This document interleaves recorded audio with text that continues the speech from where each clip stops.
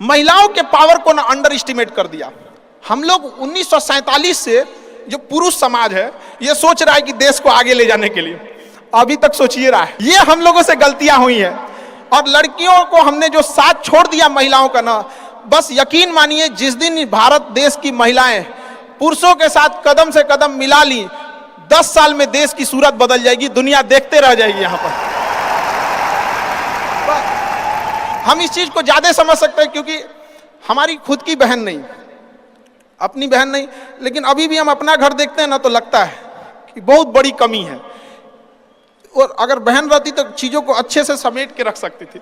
तो इसलिए हम देखेंगे हमको इंडिया में सबसे ज्यादा राखी बांधी जाती है, पूरे हिंदुस्तान में सबसे ज्यादा राखी बांधी जाती है। नहीं था तो हमारे यहाँ माझी जी थे ना, वो कहे कि भगवान के भरोसे मत बैठो, क्या पता भगवान तोरे भरोसे बैठा लो। तो बहन नहीं थी तो क्या दिक्कत है, दुनिया में सबसे ज्यादा राखी बांधी गई। अब मतलब आप सोचते हैं कि अगली बार, अभी इस बार 7,500 राखी बांधी गई थी, 7,500।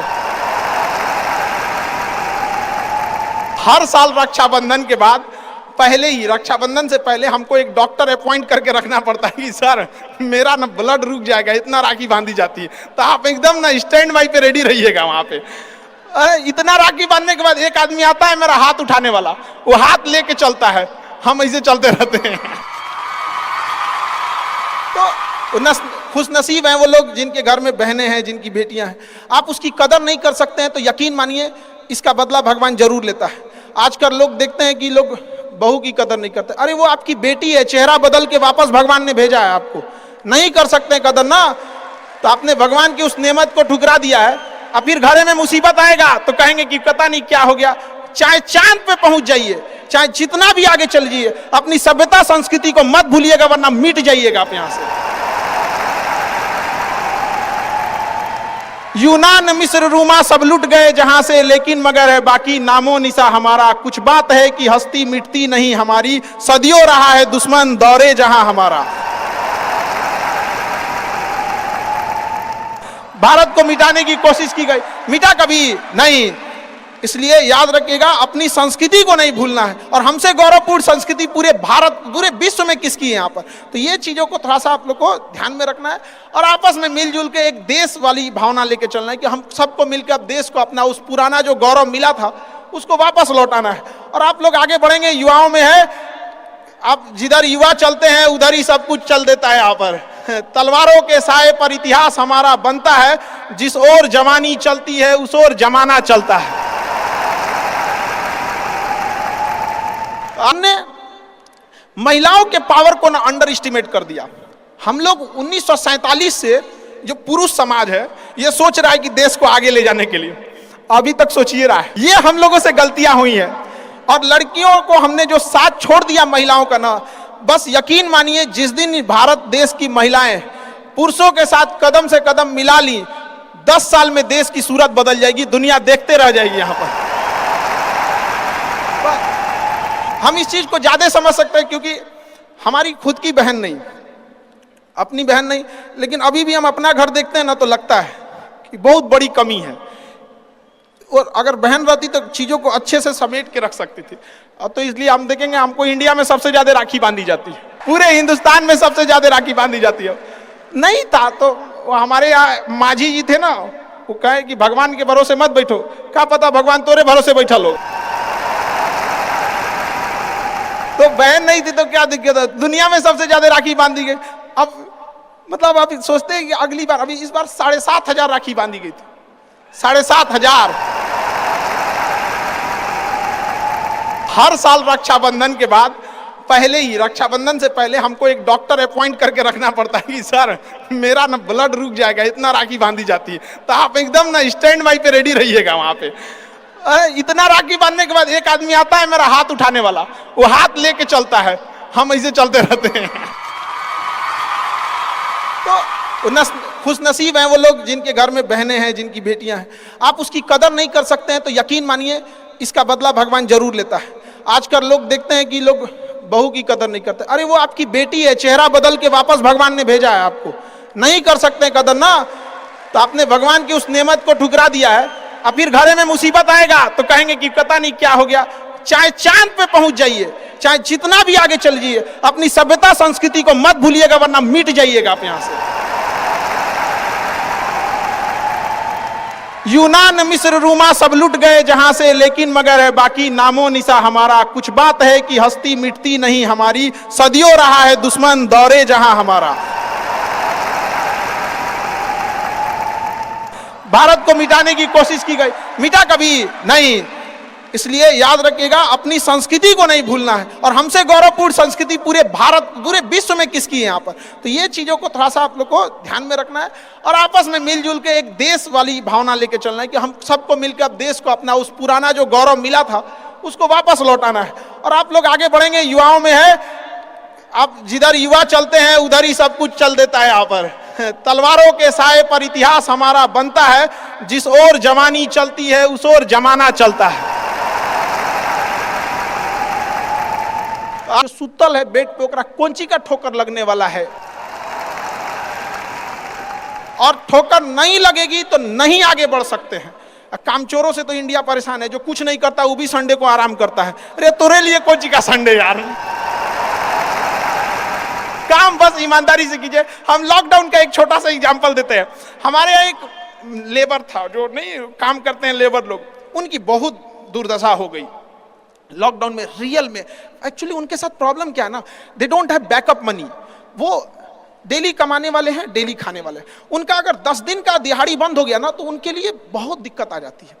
और लॉकडाउन में बेचारों के साथ क्या हो गया, अब इतनी पॉपुलेशन है, गवर्नमेंट भी कितना को देख सकती है, एक लिमिटेशन है वहाँ पर। हम लोग के पास बैकअप नहीं होता है। तो उसको हमने एक छोटा सा बात बोला कि भाई देखो, एक काम बस मेरा 1 महीना करके देखना, नहीं अच्छा लगे तो छोड़ देना। काम पे जाते कितने हो, तो बताया कि 8 बजे जाते हैं। अलग अलग शहर में वो काम करने वाले मजदूर जो आते हैं, मिस्त्री, उनका टाइमिंग अलग अलग हो सकता है। हमारे यहाँ 8 बजे आते हैं लोग, और फिर दोपहर में लंच करते हैं, शाम में 4-5 बजे 5 बजे चले जाते हैं।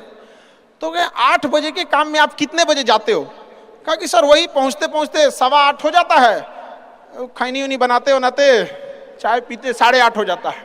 आप वहाँ 15 मिनट पहले पहुँच के देखो तो कहे क्या बोलते हैं मास्टर, पगला गए हैं एकदम। हम भाई देखे तो 1 महीना काम करके देखो, बस तुम आप 15 मिनट पहले पहुंच के देखो। वो इंसान 15 मिनट पहले पहुंच जाता था, 5 मिनट पहले ही काम चालू कर देता था, बाकियों के आने से पहले।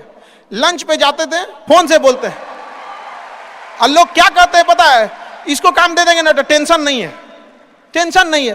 काम वही है, आप दुनिया में कुछ भी कीजिए, बशर्ते क्या कीजिए, ईमानदारी से। और आपके यहाँ जो काम करने आ रहा है ना, प्लीज उसका भी आप लोग, मतलब जो भी आप लोग एंटरप्रेन्योर है तो आपके अंडर में भी लोग काम करेंगे, उसका भी ध्यान रखिएगा एक परिवार की तरह। ये नहीं कि उसका भी रोक रख के सैलरी रख ले 2 महीना 3 महीने का, और उसके बाद कहेंगे कि चौपट काय हो रहे हैं। ऊपर वाले की लाठी में आवाज नहीं होता, इस चीज को हमेशा याद रखिएगा। याद रखिएगा, बड़ी कंपनी कस्टमर तक डायरेक्ट नहीं पहुंचती है, बीच में एक डिस्ट्रीब्यूटर रखती है, डायरेक्ट कस्टमर को सामान नहीं बेचती है। अगर किसी बिस्किट कंपनी को तो सोचिएगा बिस्किट डायरेक्ट नहीं देगी, बीच में क्या रखती है, डिस्ट्रीब्यूटर रखती है। उसी तरह ऊपर वाला भी ना सबको हाथ में डायरेक्ट पैसा नहीं देता है, बीच में एक डिस्ट्रीब्यूटर रखता है। हो सकता है आप एंटरप्रेन्योर वही डिस्ट्रीब्यूटर है, आपके माध्यम से गरीबों का चूल्हा जलता है, आप मत मारिएगा। आप प्लीज उन गरीबों का हक मत मारिएगा, नहीं तो बड़ी कंपनी को दिख जाता है कि ये डिस्ट्रीब्यूटर ठीक नहीं है तो उस डिस्ट्रीब्यूटर को चेंज कर देता है। अगर गरीबों का हक मारेंगे और ऊपर वाले को नजर पड़ गया कि ये डिस्ट्रीब्यूटर ठीक नहीं है तो साइड कर देगा, और फिर कहेंगे कि अब हमारा बिजनेस चौपट हो गया। अरे बाबू, तुम खुद चौपट किया आपने। घबराना नहीं चाहिए किसी को। जिसके जिसके जीवन में कठिनाई आ रही है, आप समझिए कि आप एक सही रास्ते पे जा रहे हैं, क्योंकि वही रास्ता सफलता का है। और अगर आपके जीवन में कठिनाई नहीं आ रही है, आप गलत रास्ते पे हैं, क्योंकि सफलता का रास्ता बहुत कठिन होता है। और अभी डिजिटल इंडिया आ गया, सबके हाथ में मोबाइल हो गया है। एक चीज, अगर आप बहुत आगे बढ़ेंगे ना तो एक प्रॉब्लम फेस करेंगे। बिना मतलब लोग आपके ऊपर उंगलियां उठाने लगेंगे, बिना मतलब, जिनको कोई मतलब नहीं। आप देखिएगा तो मतलब अजीब लगेगा। इस सब चीज़ों से कभी मत घबराइएगा। ये कॉस्ट होगी, आपको चुकानी पड़ेगी जब आप बहुत आगे जाएंगे। तो आप लोग बहुत आगे जाएंगे तो पहले से माइंड मेकअप करके रखिएगा। कुछ लोग होंगे जो बिना मतलब आपसे सवाल पूछेंगे, इन लोग को कभी इंटरटेन मत कीजिएगा, क्योंकि अब भाषा थोड़ी हार्ड हो जाएगी, लेकिन एक हार्ड हो जाएगा तो हो जाएगा। बस भाषा भाव को समझिएगा, भाषा का नहीं, कि कुत्तों की रेस में दौड़ने से घाटा यह है कि जीतने के बाद भी कुत्ता ही कहलाएगा आदमी। एक बार एक रेस में ना कुछ कुत्तों को दौड़ाया गया, बीच में शेर बांधा गया कि कौन तेज दौड़ता है, शेर दौड़ा ही नहीं। कहा कि जीत के भी क्या फायदा, जीतने के बाद वो कुत्ता कहलाएगा। समझ में आया? तो जब आप आगे बढ़ेंगे ना तो ये कॉस्ट है, समझिएगा इस चीज को। पहले ये कम था क्योंकि पहले लोगों के पास में हाथ मोबाइल वोबाइल कुछ नहीं था, मतलब कानाफूसी में रह जाता था, लेकिन अब ये बहुत बड़े पैमाने पे हो गया। तो ये सब चीजों से बचिएगा और ये आएगा आपके साथ में लाइफ में ये चीजें। जैसे हम आपको छोटा सा मतलब व्यवहारिक चीज पे बताते हैं, जब बहुत आगे जाएंगे ना तो कुछ कहेंगे अरे इसका प्रोडक्ट खराब है, इसका ये मतलब कुछ ना कुछ बोलेंगे। उसको बस ऐसे समझिएगा कि जब आप बढ़ते हैं तो आपके चेहरे पे कभी कभी कुछ दाने निकल जाते हैं, उसको छेड़ा नहीं जाता है, 10 दिन 15 दिन बाद वो खत्म हो जाता है, फिर दिखता तो है तो आपका चेहरा ही दिखता है। और ज्यादा खखोरेंगे ना तो उधर के बर्बाद कर देगा आपको। हम निकला है छोड़ दीजिएगा उसको, एक समय आएगा जब आप ही जाने जाएंगे। यहाँ लोग किस चीज पे नहीं उंगलियां उठा देते हैं, भगवान को उंगलियां उठा दिए लोग, अग्नि परीक्षा भगवान को देना पड़ा। हम लोग की क्या औकात है जी यहाँ पर। इसलिए भैया इस सब चक्कर में नहीं पड़िएगा आप, जो है वो एकदम परफेक्ट है। चाहे जैसे भी गलतियां सबसे होंगी, जो गलती करिएगा उसको एक्सेप्ट कर लीजिएगा, हाँ हमारे पास ऐसे गलती हो गई, नेक्स्ट टाइम से हम सुधारेंगे, बट कोशिश कीजिएगा गलतियां ना हो। लेकिन सबके जवाब देने की कोशिश मत कीजिएगा, आप इंसान है, कोई डिटर्जेंट नहीं है कि सफाई करते चलते हैं आप। और काबिल इतना बनिए ना कि लोग आपको रोकने के लिए ना साजिश करना पड़े, कोशिश नहीं, उस लेवल पे जाइए। आपको यार ये कैसे आगे निकल गए आप, आएंगी चीजों को हम लोग भी फेस किए हैं, आप लोग भी फेस करना होंगे। यहाँ पे शुरुआत में सबको कॉस्ट चुकानी पड़ती है। और ना लोग कहते हैं कि सबके अंदर कोई यूनिक क्वालिटी होती है, इसको पहचानने का एक तरीका होता है। जब आप मुसीबत में फंसेंगे ना तो वही काम कीजिएगा जो आपको सबसे अच्छा आता है। हम लॉकडाउन का एक छोटा सा एग्जांपल देते हैं। हमारे यहाँ एक लेबर था, जो नहीं काम करते हैं लेबर लोग, उनकी बहुत दुर्दशा हो गई लॉकडाउन में। रियल में एक्चुअली उनके साथ प्रॉब्लम क्या है ना, they don't have backup money.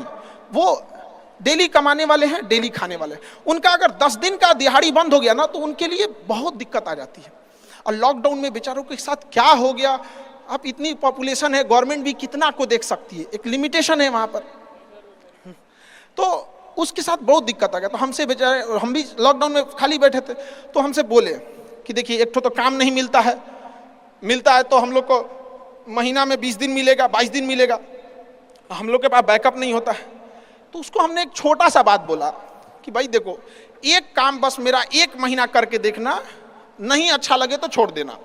काम पे जाते कितने हो, तो बताया कि 8 बजे जाते हैं। अलग अलग शहर में वो काम करने वाले मजदूर जो आते हैं, मिस्त्री, उनका टाइमिंग अलग अलग हो सकता है। हमारे यहाँ 8 बजे आते हैं लोग, और फिर दोपहर में लंच करते हैं, शाम में 5 बजे चले जाते हैं।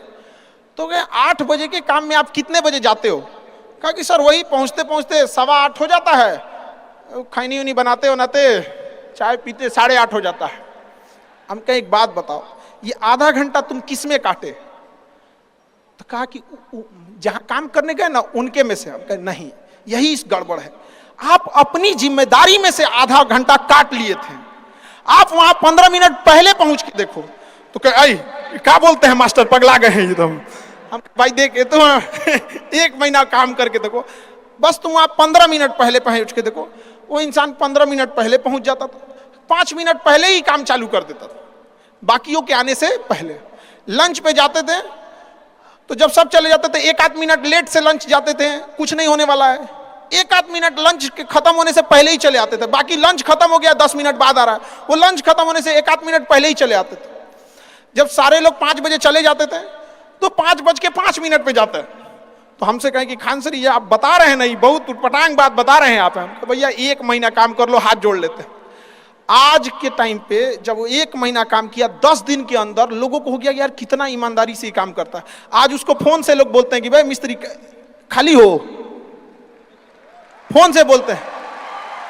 और लोग क्या कहते हैं पता है, इसको काम दे देंगे ना तो टेंशन नहीं है, टेंशन नहीं है, काम वही है। आप दुनिया में कुछ भी कीजिए, बशर्ते क्या कीजिए, ईमानदारी से। और आपके यहाँ जो काम करने आ रहा है ना, प्लीज उसका भी आप लोग, मतलब जो भी आप लोग एंटरप्रेन्योर है तो आपके अंडर में भी लोग काम करेंगे, उसका भी ध्यान रखिएगा एक परिवार की तरह। ये नहीं कि उसका भी रोक रख के सैलरी रख ले 2 महीना 3 महीने का, और उसके बाद कहेंगे कि चौपट काय हो रहे हैं। ऊपर वाले की लाठी में आवाज नहीं होता, इस चीज को हमेशा याद रखिएगा। देखिए, जैसे बड़ी कंपनी, याद रखिएगा, बड़ी कंपनी कस्टमर तक डायरेक्ट नहीं पहुंचती है, बीच में एक डिस्ट्रीब्यूटर रखती है, डायरेक्ट कस्टमर को सामान नहीं बेचती है।